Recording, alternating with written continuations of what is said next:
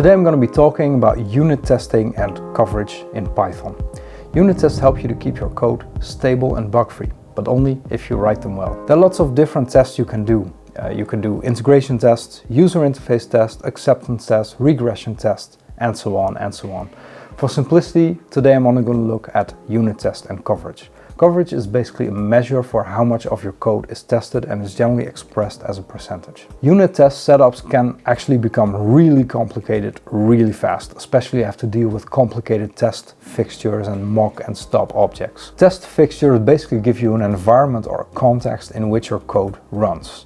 For example, it could be a fake dataset that you use for testing your code, or it can be mock or stop objects that help you single out a particular piece of code. For example, if you have a function that enters a new user into the database and it also sends that same user a welcome email, then you might want to write a mock email sending service so that you can test the code without having to send the user an email all the time. It's very well possible that the code you will write for a unit test will actually be more extensive than the actual application code. That's completely normal, but it also shows you that if you want to set up unit tests well, it's a really involved process. There are different ways in which you can incorporate unit tests in your software development process. You could either write your code first and then add the unit test to test it, or the other way around. If you do that, then it's also called test-driven development. I'm going to show you an example of both of these approaches in this video. In order to explain how to add unit tests to your code, I'm going to use an example that I've introduced in the first video in this series. If you want to watch that video first, there's a link to it in the description below. Finally, I'm also going to show you two huge mistakes that a lot of developers make when they write their unit test and interpret their coverage reports. And you're going to save yourself a lot of trouble by not doing these things in the first place. This is an example that's based on the example I used also in my cohesion and coupling video. I slightly modified it to show a bit better what you can do with unit tests, but the idea is the same. So we have a system that stores information about vehicles. In this case, there is a class vehicle info that has a brand name for each vehicle, whether the vehicle is electric, and the catalog price of the vehicle. And then you can create these vehicles here as an object and then do things with them. Now, vehicle info has two methods here. It has a compute text method and it has a can lease method. Compute text basically determines what amount of tax you have to pay if you buy this car. And there's a parameter tax exemption amount, so there is an amount below which you don't have to pay any tax. Inside the method there are a few checks, like tax exemption amount should obviously never be less than 0. If you provide a parameter that's less than 0, it raises the value error. And then, depending on whether the car is electric or not, it determines what the right tax percentage is, and then it computes the actual tax that you should pay. Then there's a second method called can lease that's not implemented yet. There, the idea is that you can only lease a car if the catalog price of that car is not more than 70% of your year income. As an example, I just created the vehicle here and printed out the tax you had to pay for that vehicle. And if I run that, you get this as a result. Currently, this application doesn't have any unit test, so let's add a few to increase the stability of this code. I'm going to use the unit test built-in library. There are other options as well, such as PyTest, which I kind of prefer because it understands the built-in assert syntax of Python. Unit test provides a number of different assert functions that you can use, and it's pretty useful as well, so I'm just going to use it here in this example. So the first thing I'm going to do is create a separate file where I'm going to put the tests in. It's good practice to put your test code not in the same place as your actual application code. It just looks much cleaner if that's not mixed up. You could even create a separate folder structure for your test that is separate from your application folder structure. Now, in order to get started with the unit test platform, we first need to import it. There we have it, and then let's create a class that's going to contain our unit tests. And for unit tests to know that this is a class that contains tests, we need to inherit from the unit test case class. For now, let's just keep this class empty, and then you need to add a line to actually run the unit test code. I'm just going to remove this code because we don't need it anymore. The tests are going to do that for us. And then let's go back into vehicle info test and import that class here. As a next step, let's run these unit tests, even though we don't have any tests yet. And I'm going to use a library for this called Coverage.py, and I'll show you in a bit why that's useful. And in order to run coverage on this unit test file, I'm going to need to enter this command. So as you can see, it has run 0 test, which is what we're expecting. But you can also see that it has generated a coverage report. So we can actually not read it here, but what you can do is actually ask Coverage to create an HTML report for you. And now you see that there is a separate HTML coverage folder. And if you open the index file inside the folder, then this is what you see. The test file itself is not that interesting, but let's look at vehicle info.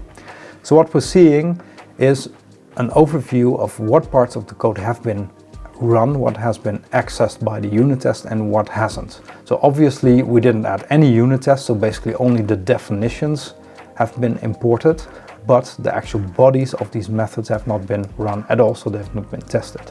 And the coverage percentage gives you information about how much of the actual code that you've written you have actually tested. So in this case that's 41% of the code, and that's just the definitions that we put in there.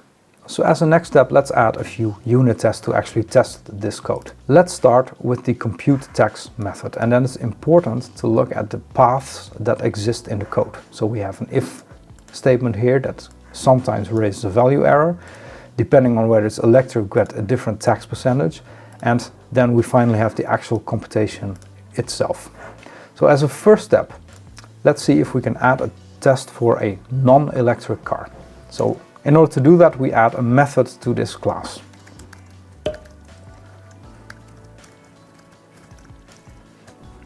And inside the test method, we create a non-electric vehicle in this case, and then we're going to check that the tax that's computed actually matches with what we expect.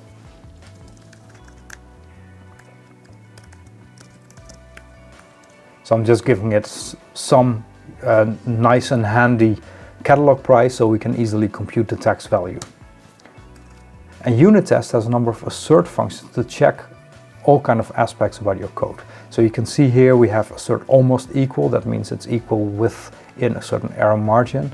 You can check whether some kind of result is false or greater than something else, whether it's in a list, whether it's an instance of some type. So for now, let's just add an assert equal, and we're going to check that the tax that we compute for this vehicle, so that's v.computeTax, equals 5%, because a non-electric vehicle should have a tax percentage of 5%, and 5% of 10,000 is 500. So this is our one single test method.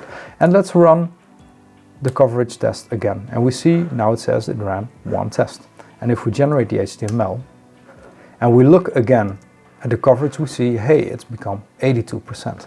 And that's because it's now tested all these lines of code as well. And you see that there are some cases that the test has not handled, like this error has not been raised, so this part of the code is never reached by the test. And also, since we only did a test for a non-electric car, the body of this if statement also never executed. And of course, still the can lease method implementation is missing. Now what we need to do is to extend our unit test so that we're also covering these particular cases here. So let's do that. As first step, let's also test an electric car.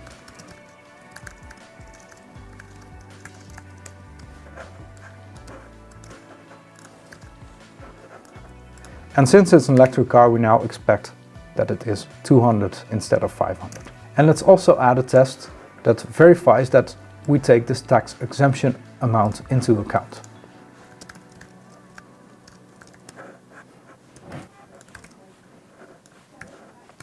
So if we have an exemption amount of $5,000, then the tax should be half of this. And finally, let's add a test that checks whether this value error is raised as expected.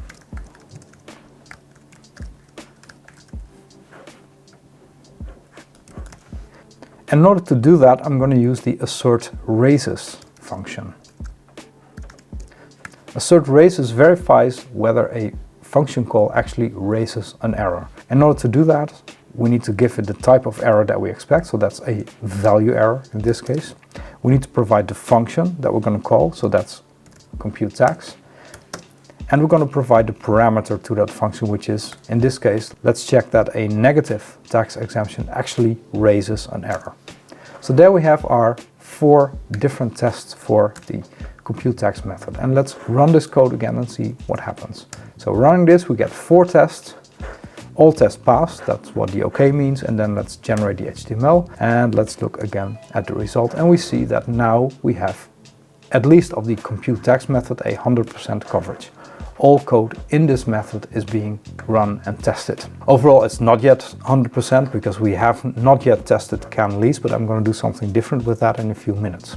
Now I'm going to tease you a little bit. Actually, compute tax contains a pretty major bug. You can pause the video if you like, try to figure it out yourself. I'm first going to cover the implementation of the can lease method, but then after that, in a few minutes, I'm going to reveal what that bug is and how you can solve it. So in the compute tax method, we actually had the implementation and then we added unit tests to check whether it's a valid implementation. The other way around is that you do not write the implementation yet, but you start with the test. That's also called test-driven development. Writing those tests before actually writing the implementation of the function allows you to define what you expect of the function, then test it while you're writing the function, so that in the end you can get at a situation where all your unit tests pass and you are sure that the function adheres to the specifications. In this case, can lease should check whether the catalog price is not more than 70% of your year income, and it should also check that year income should be at least 0. So we can add tests for that before we start actually implementing the methods. So let's add a few tests that check for this. First, let's write a test to check that low year incomes indeed result in you not being able to lease this very expensive BMW.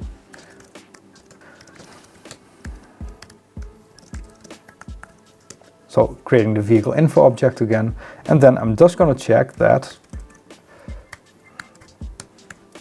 the expression, which is can lease with, let's say, a year income of 5,000 should result in false. And here you see I use the assert false function.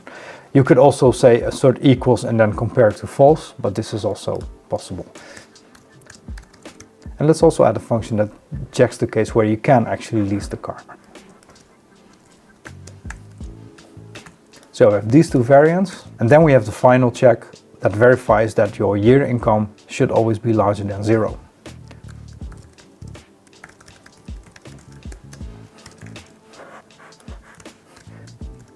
And here I'm using the assert raises function again.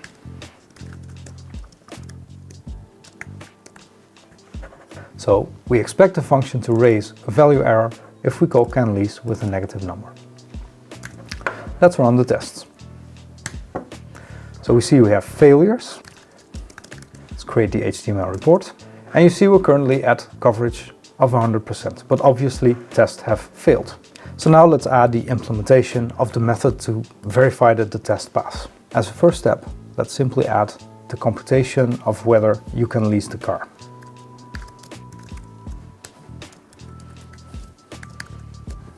So catalog price should be less or equal than 0.7 times the year income. So if I now run the test again, we see that instead of 2 failures, we have only 1 failure, because it computes correctly whether you can lease the car, but still it doesn't handle the negative year income. So let's add that if statement as well.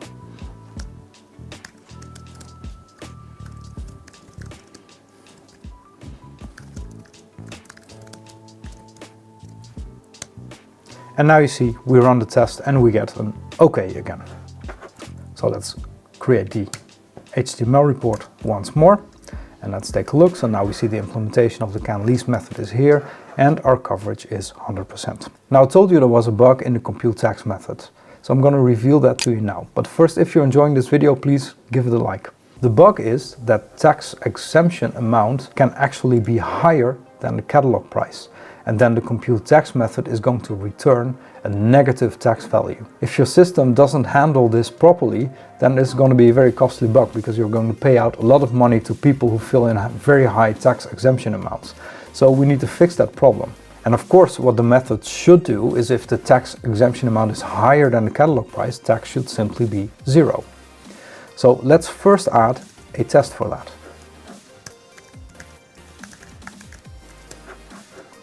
And the test is that if we have a vehicle that costs $10,000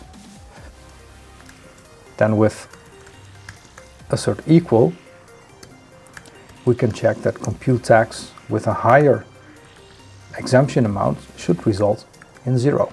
Let's run the test here. So you see that this test is actually failing because we're getting a negative tax amount. And then in order to fix that, obviously, we have to do something here. So what you can do is actually take this difference, which determines the tax amount, and then we use the max value, like so. And now let's run this test again. And now our test passes again. If you figured out what the bug was all by yourself before I revealed it to you, then you are now officially approved by the software development elders. Just kidding, there are no software development elders. They don't exist, they're not real. I never mentioned the software development elders. The point I'd like you to take home from this, and this is really important, is that a coverage of 100% doesn't necessarily mean that your code is bug-free. So here you saw an example where we had a coverage of 100%, but there was still a pretty major bug in the software. So coverage is very useful, it helps you determine how complete your tests are, but it doesn't tell you necessarily anything about how bug-free your tests are. And this is a really important distinction to make. And a lot of developers make the mistakes where they think, oh, hey, I reached coverage 100%, I'm done. No, you're not. Writing tests is hard, and you need to make sure that you're covering all the cases, not just to reach coverage 100%, but also that you make sure that the cases that may result in errors or problems are actually covered by a unit test. Now, second thing that I see some developers do is that they use random data in their unit test. So if you look again at this code, for example, instead of simply computing tags for a non-electric vehicle of a value of 10,000, you could randomly generate a number between 0 and 10,000 and then actually compute it here and verify that it works, and then do that a couple of thousand times or something like that. That's not a good idea. You want your unit test to be completely 100% deterministic. If your unit tests are non-deterministic, so they contain random data that changes depending on when you run the unit test, this is really problematic. For example, if you're using unit tests as a part of your deployment strategy and you're testing your code before you're actually deploying it, then you can have a situation where sometimes the code works and passes the test and sometimes the tests fail. And you have no idea why, because you're generating random data, so you can't figure out what the problem is. Make your unit test 100% deterministic, otherwise you end up with really big problems. To recap, first, don't assume that a coverage percentage of 100% means your code is bug-free. It's not. And second, make sure your unit tests are completely deterministic. Never use randomized data, always use the same data set so that you know exactly what to expect as an output of your unit test. Now, the nice thing about unit tests is that next to code stability, they also force you to write code that's actually easy to test. And overall, if you have code with strong cohesion, so functions that have only a single responsibility, and low coupling, so less dependencies between the different parts of your application, that's also code that's a lot easier to test. If you want to learn more about how to write code with strong cohesion and low coupling, check out this video here. You can find the code that I worked on in this video in the description below. There's a GitHub repository that contains everything you need. If you want to watch more of my videos, don't forget to subscribe.